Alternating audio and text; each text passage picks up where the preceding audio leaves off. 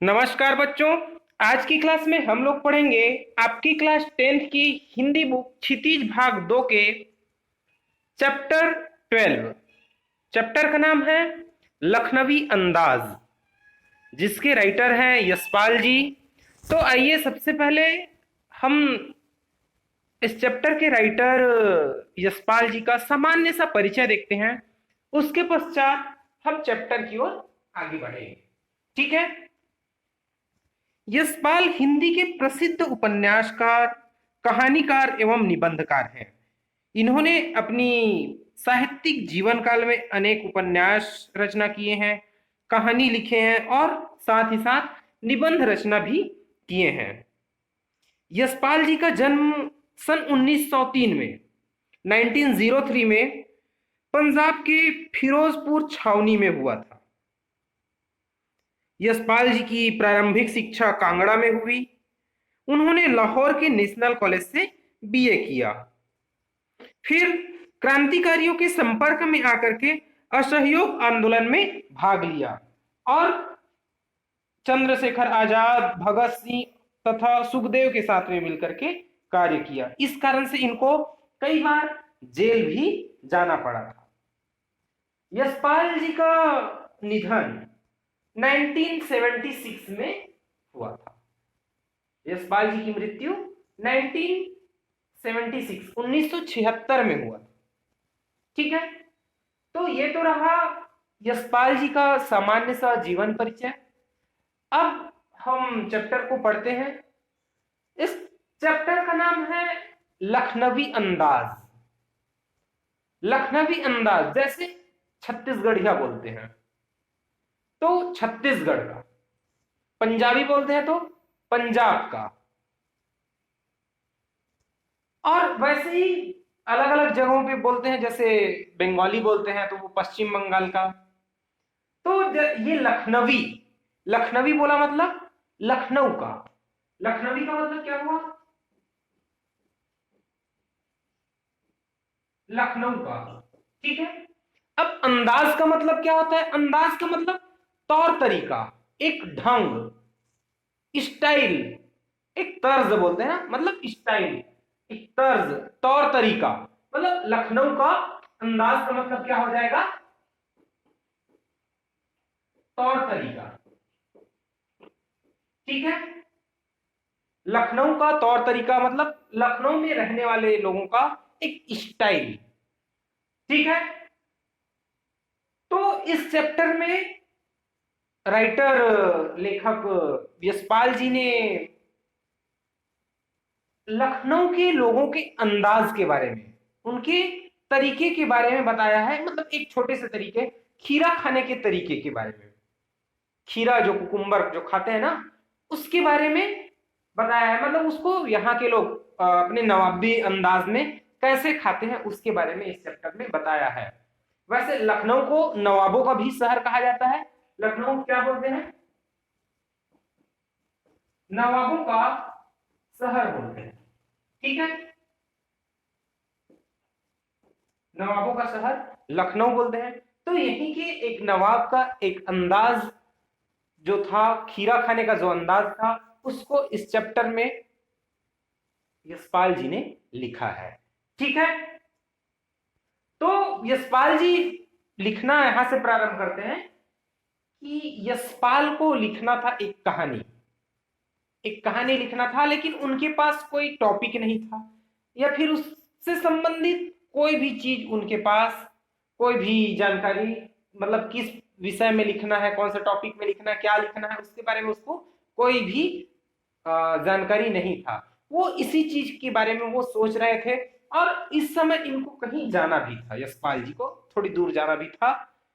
तो वो सोचते हैं कि चलिए मुझको रेलगाड़ी से चलना चाहिए और रेलगाड़ी के सेकंड क्लास में चलना चाहिए। जैसे रेलगाड़ी है ये, ठीक है,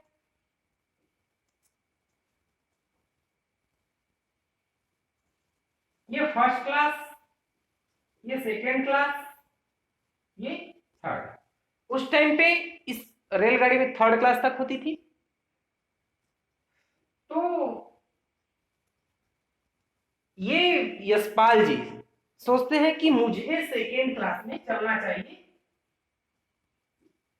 क्योंकि सेकेंड क्लास में लोग जो है बहुत कम सफर करते थे। लोग जो है सामान्य लोग जो है थर्ड क्लास में सफर करते थे। तो सोचे कि यह जो सेकेंड क्लास जो है खाली होगा और मैं खिड़की के पास बैठ जाऊंगा और वहां से प्रकृति के दृश्य को देखूंगा, बाहर को देखूंगा और देखते देखते कुछ कहानी सोचूंगा और उसके बारे में फिर लिख लूंगा। यही सोच करके वो रेलगाड़ी में सेकेंड क्लास का टिकट खरीदता है। ठीक है, रेलगाड़ी में वो कौन से क्लास का टिकट खरीदता है? सेकेंड क्लास का वो टिकट खरीदता है। और उनको ज्यादा दूर नहीं जाना था और तो लोकल ट्रेन से ही हो गया। तो सेकेंड क्लास के लिए उनको पहले से रिजर्वेशन कराने की जरूरत भी नहीं पड़ी थी, तुरंत टिकट खरीदे थे। तभी अचानक रेलगाड़ी से आवाज आने लगती है, सीटियां बजने लग जाती है कि रेलगाड़ी अब यहां से निकलने वाली है। तो जैसे ही ये सीटियां बजती है तो तुरंत वो यशपाल जी जो लेखक है वो कहीं से दौड़ करके आते हैं और सेकेंड क्लास के इस डिब्बे में वो चढ़ने की कोशिश करते हैं। वो पहले तो ये सोच रहे थे कि यहाँ कोई नहीं होंगे, लेकिन जैसे ही चढ़ने की कोशिश करते हैं उनको लगता है कि मेरे सोच के प्रतिकूल, मतलब उसके उल्टा यहाँ पे हो रहा है। मैं तो सोचा था कि इस डिब्बे में, इस सेकेंड क्लास में कोई नहीं होगा, खाली होगा तो मैं आराम से बाहर के दृश्य को देखते हुए जाऊंगा, लेकिन वहां तो लोग बैठे हुए थे। और जैसे ही चढ़े, यशपाल जी इस बोगी पे चढ़े और तुरंत देखते हैं कि कोई एक नवाब जो है बैठा हुआ है। और जैसे ही इस लेखक को देखते हैं आते हुए, वो अपनी मुंह फेर लेते हैं। कौन? जो नवाब बैठा हुआ रहता है इसमें, वो जो है अपनी मुंह फेर लेता है, मतलब अपनी मुंह जो है दूसरी तरफ कर लेता है, मतलब उसके साथ उसको देख करके वो प्रसन्न नहीं होता है। अपनी अप्रसन्नता वो जाहिर करते हैं। कौन? जो उसमें नवाब बैठा रहता है वो।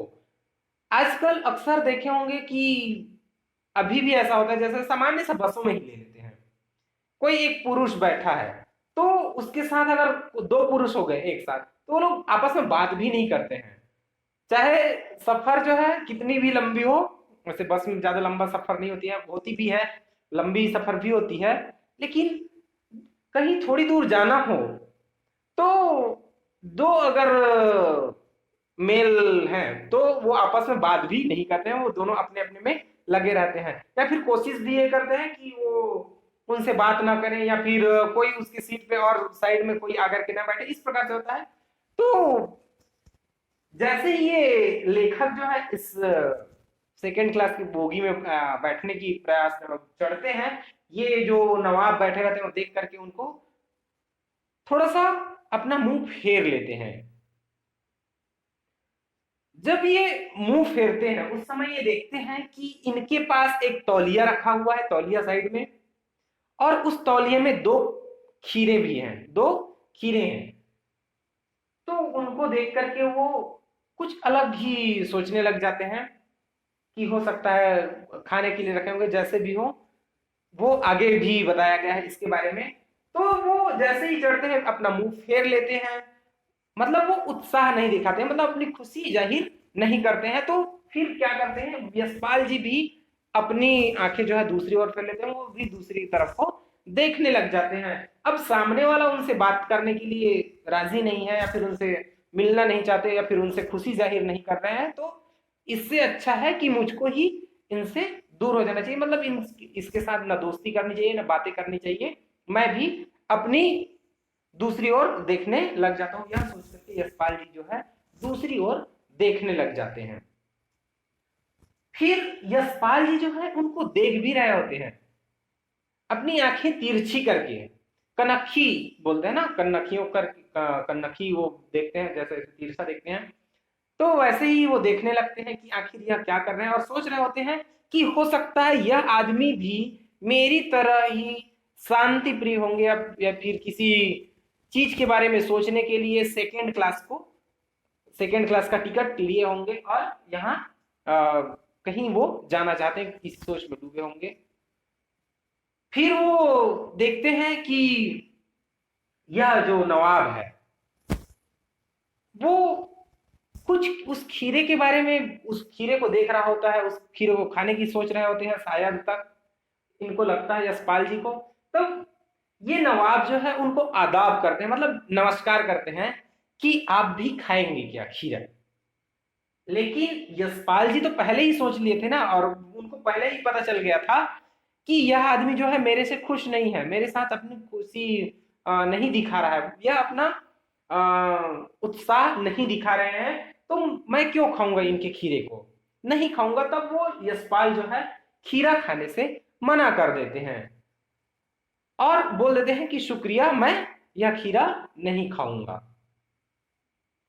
यह होने के बाद में जो नवाब था वो फिर से अपनी इस खिड़की की ओर देखने लग जाते हैं, जहां पे वो बैठे रहते हैं वहां से खिड़की से बाहर देखने लग जाते हैं, और वो उस खीरे को खाने का सोच लेते हैं।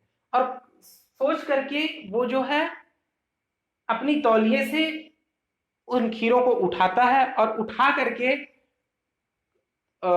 जो तौली है उसको सही से बराबर बिछा देते हैं, और बिछाने के बाद में नीचे में उनकी बर्थ के नीचे में जहां पे वो बैठे थे उसके नीचे में लोटा में पानी था, उस लोटे से उस लोटे का पानी को निकालते हैं और खिड़की से बाहर बाहर उसको धोने लग जाते हैं। किसको?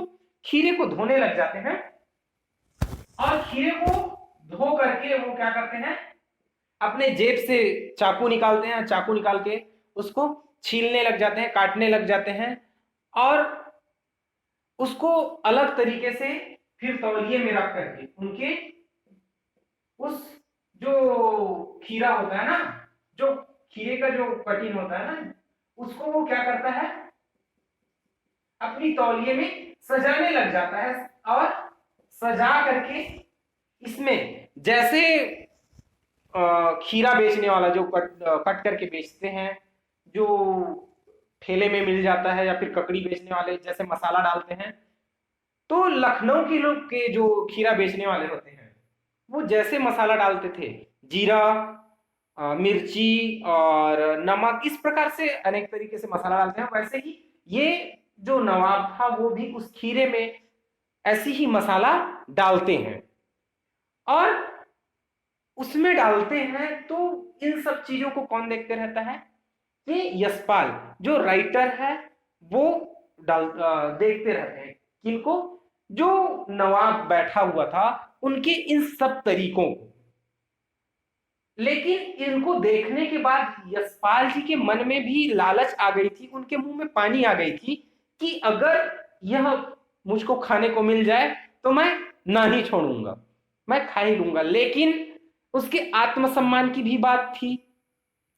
दोबारा उनको और पूछते हैं। कौन पूछा? नवाब साहब जो है पूछते हैं कि आप लेंगे, खाएंगे क्या? तब पहले तो बोल चुके थे नहीं खाऊंगा, अब आत्मसम्मान की बात थी, तो यशपाल, लेखक यशपाल जी ने फिर से नहीं बोल दिया, भले ही उनके खाने का मन कर रहा था।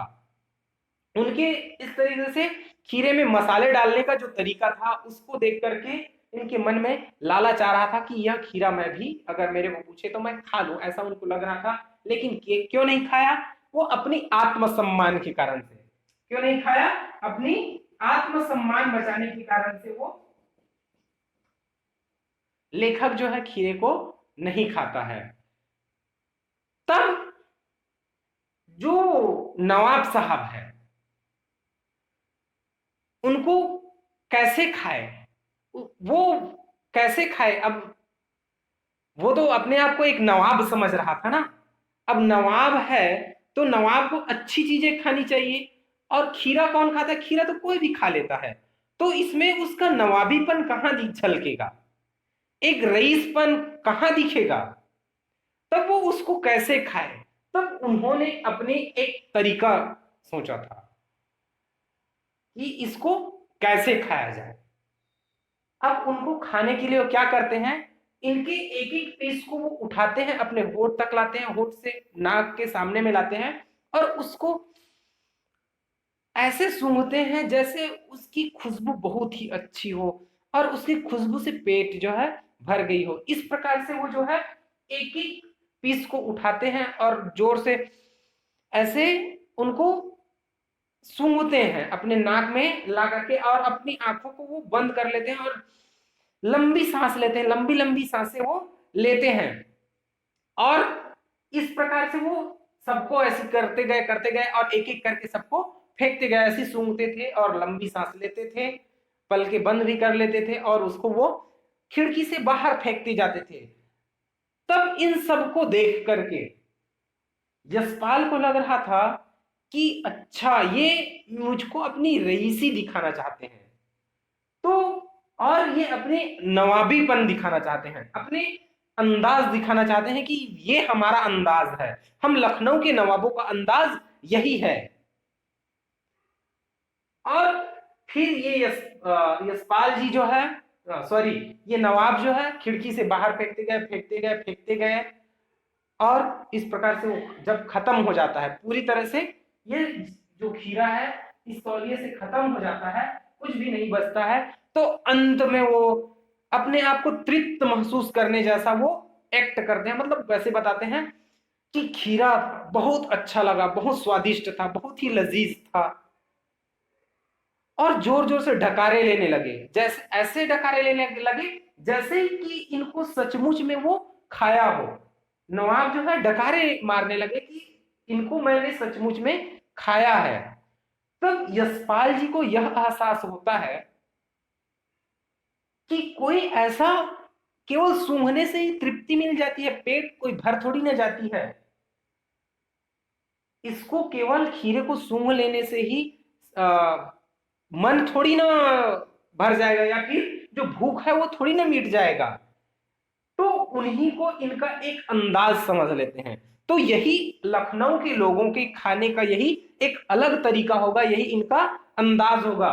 फिर वो सोचते हैं, क्यों मैंने शुरू बताया था कि यशपाल जी को कुछ क्या लिखना था, कहानी लिखना था, और इन्हीं कहानी के बारे में सोचने के लिए वो इस ट्रेन की सेकेंड क्लास में सफर करना चाहते हैं। तब वो सोचे कि जब किसी खीरे को बिना खाए किसी को तृप्ति मिल जाती है, किसी का पेट जो है भर जाता है, तो एक कहानी लिखने के लिए किसी घटने का वर्णन करने के लिए जरूरी नहीं है कि वो जो है हकीकत में सामने हो तभी लिखा जाए, उसको तो ऐसे ही भी लिखा जा सकता है। इस प्रकार से उसके मन में आने लगता है और कहानी के बारे में वो जो है सोचने लग जाते हैं। मतलब वो बोलते हैं कि जब खीरा की सुगंध और स्वाद की कल्पना के मात्र से ही पेट भर सकता है, जब तो फिर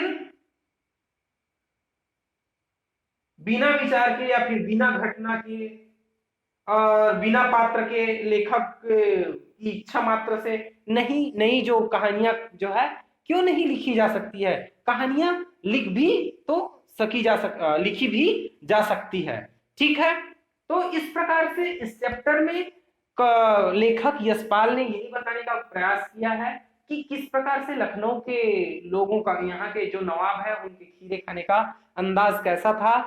तो इस प्रकार से वो अंत में यह प्रूव करना चाहता है कि जब कोई आदमी जो है केवल सूंघ करके ही तृप्त हो जाता है, उनके पेट से जो है डकारें आने लग जाती है, तो क्यों ना किसी घटना को देखे बिना किसी पात्र की कहानी क्यों नहीं लिखी जा सकती है। मैंने तो पहले सोच रहा था कि किसी कहानी को लिखने के लिए उसकी कथानक, घटना, पात्र ये सब की जरूरत है, लेकिन अब मुझे पता चल गया कि इन सब की जरूरत नहीं है। ठीक है, उम्मीद करता हूं ये चैप्टर जो है आपके समझ में आई होगी। Thank you.